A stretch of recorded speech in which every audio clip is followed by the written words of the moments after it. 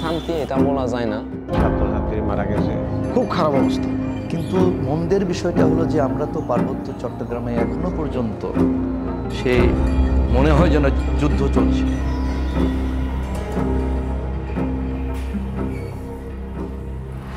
সেনাবাহিনীর গুলিতে আমার বাবা নিহত।